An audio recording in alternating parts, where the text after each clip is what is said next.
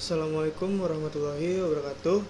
Pada kesempatan kali ini kita akan melakukan praktikum pengendali motor servo dengan microcontroller melalui keypad. Praktikum ini dilaksanakan untuk memenuhi tugas mata kuliah praktikum sistem telekomunikasi 2 yang diampu oleh Bapak Sipawalkuada SPD MT. Sebelumnya saya izin memperkenalkan anggota kelompok 1. Yang pertama di sini ada Farhan Maulana, Gisela Agnesia, saya sendiri Egar Stugumelar, Tiara Maulida Putri, Esa Nur Fadila, Fauzia Raudatul Jannah, dan ada Adisti Nurrahmalaili. Oke, selanjutnya praktikum akan dilaksanakan dengan teman-teman saya. Baik, terima kasih kepada rekan saya yang sudah memperkenalkan kelompok kami. Nah, baik, pada kesempatan kali ini saya di sini akan menjelaskan tentang gambaran umum atau tujuan umum dari praktikum yang nantinya akan kami laksanakan. Yang dimana pada praktikum ini kita akan mencoba mengendalikan motor servo dengan microcontroller melalui sebuah keypad. Yang dimana nantinya pada keypad tentunya output yang akan dikeluarkan ada 4. Yang pertama, ketika kita mengklik tombol 1 pada keypad, keypad akan berputar 90 derajat searah jarum jam atau clockwise.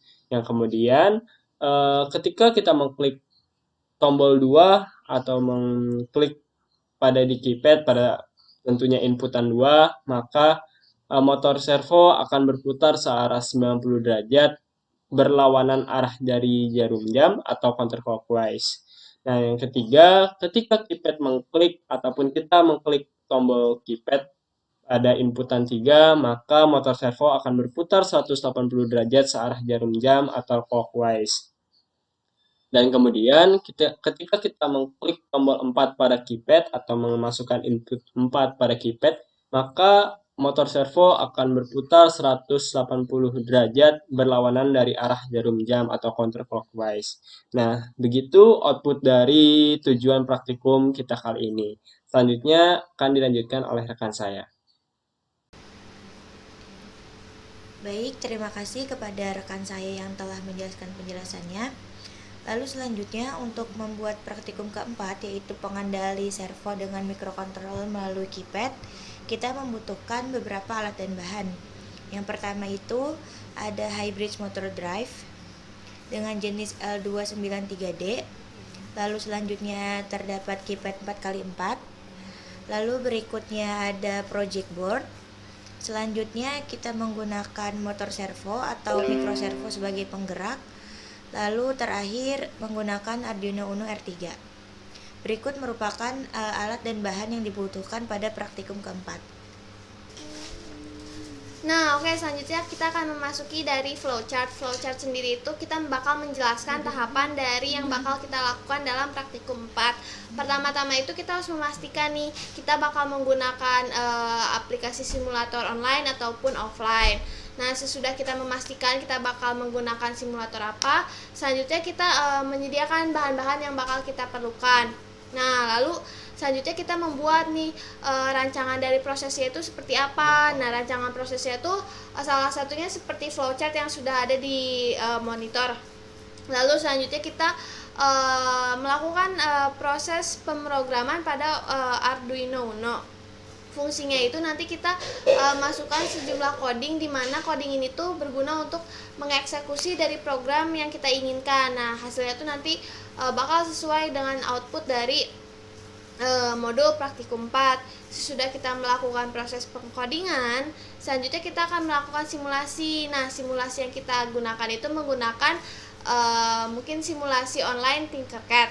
Nah, selanjutnya kan rangkaian itu akan berjalan. Nah, di sini kita akan menginput 4 angka. Yang pertama itu ada input 1, 2, 3, dan 4. Di mana inputan 1 ini untuk menunjukkan bahwa motor servo itu berputar 90 derajat searah jarum jam. Sedangkan ketika kita memasukkan inputan 2, motor servo akan berputar 90 derajat tetapi berlawanan jarum jam. Lalu ketika kita menginputkan angka 3, maka motor servo akan bergerak sebesar 180 derajat searah jarum jam. Dan ketika kita menginputkan angka 4, maka motor servo akan bergerak 180 derajat ke arah berlawanan jarum jam. Nah, itu untuk rangkaian dari yang apa akan kita lakukan di praktikum 4 ini. Untuk bagaimana melakukan rangkaiannya ataupun codingannya akan dipaparkan oleh rekan saya.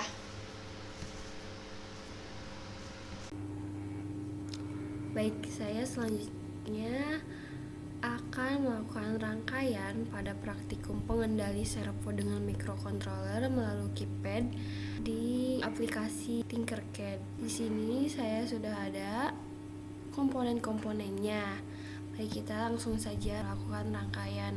Kita menghubungkan keypad yaitu pada kolom 4, menghubungkan ke angka 1 pada nomor 1 di Arduino. Selanjutnya kolom 3 maaf.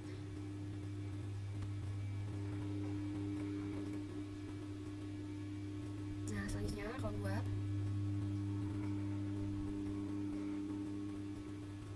Kemudian kolom 1.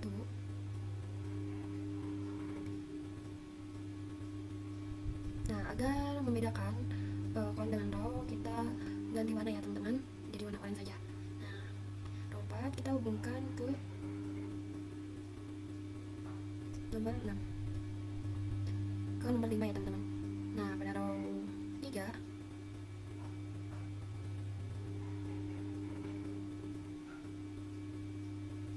kita hubungkan ke nomor 6 dan nomor 2 kita hubungkan ke nomor 7 dan row 1 kita hubungkan ke nomor 8. Nah, kemudian kita sambungkan angka 13 ke angka 13 pada L293D.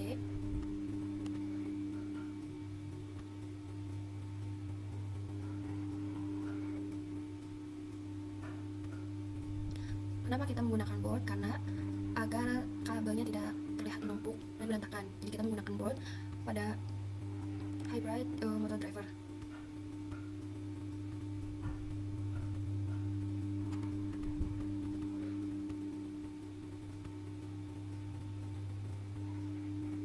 Nah, selanjutnya kita akan menghubungkan micro servo ini yaitu pada ground. Kita hubungkan ke bagian sini ya teman-teman.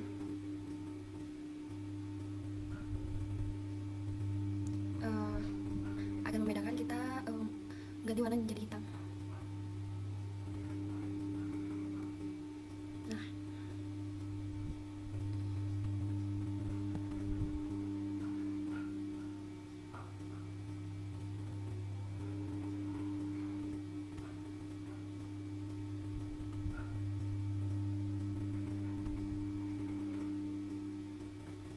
kita sambungkan ini pada ground yang ada di Arduino.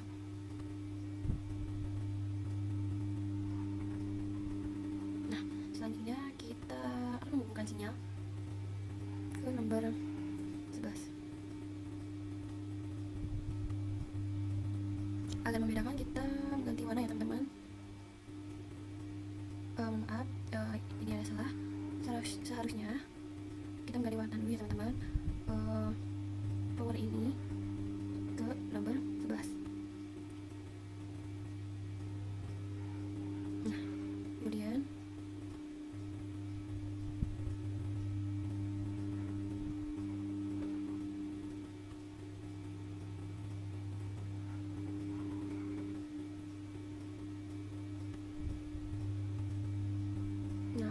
pada power signal ini kita hubungkan ke nomor 14.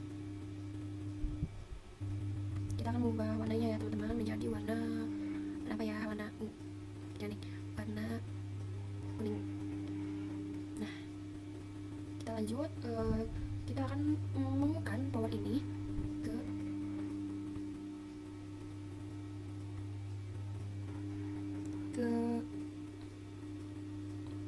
ke baterai ke 5 volt. Nah, kita ganti warna dulu ya. Tadi kan power itu warna merah.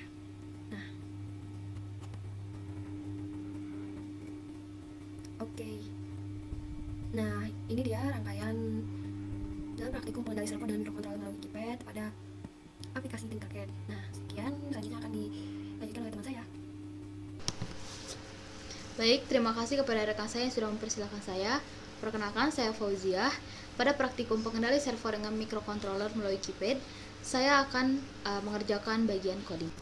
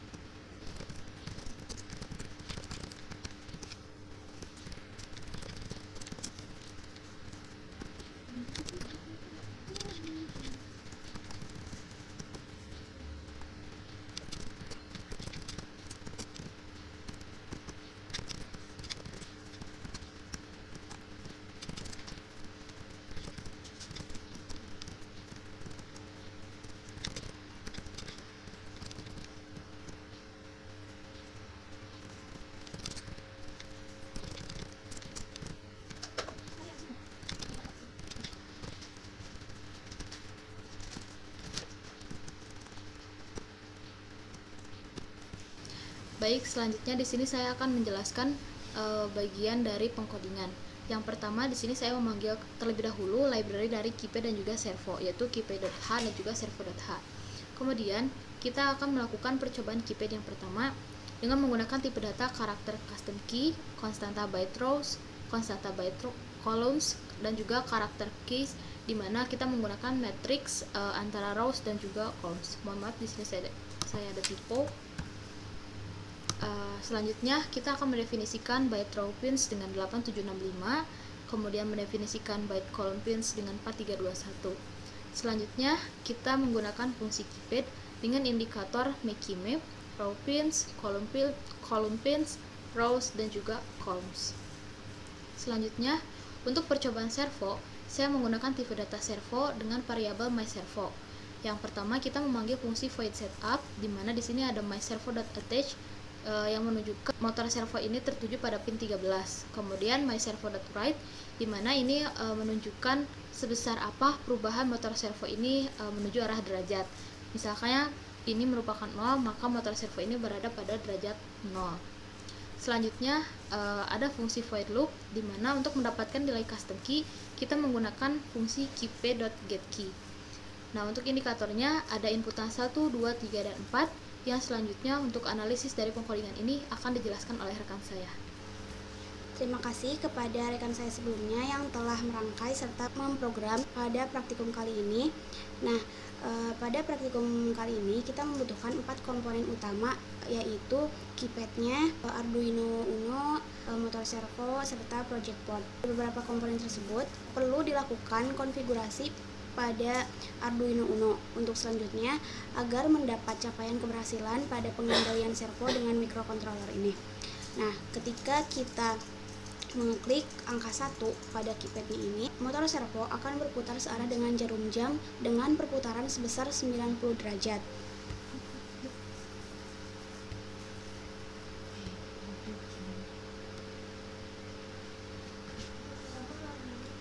Nah, selanjutnya ketika kita mengklik angka 2 pada keypadnya ini, motor servo akan berputar dengan berlawanan arah dengan perputaran sebesar 90 derajat.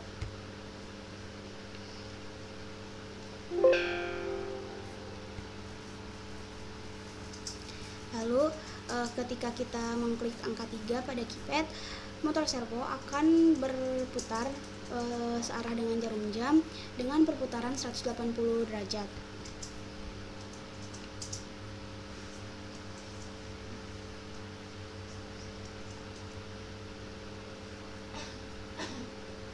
Nah, ketika kita mengklik angka 4 pada keypad, motor servo akan bergerak berlawanan dengan jarum jam dengan perputaran sebesar 180 derajat.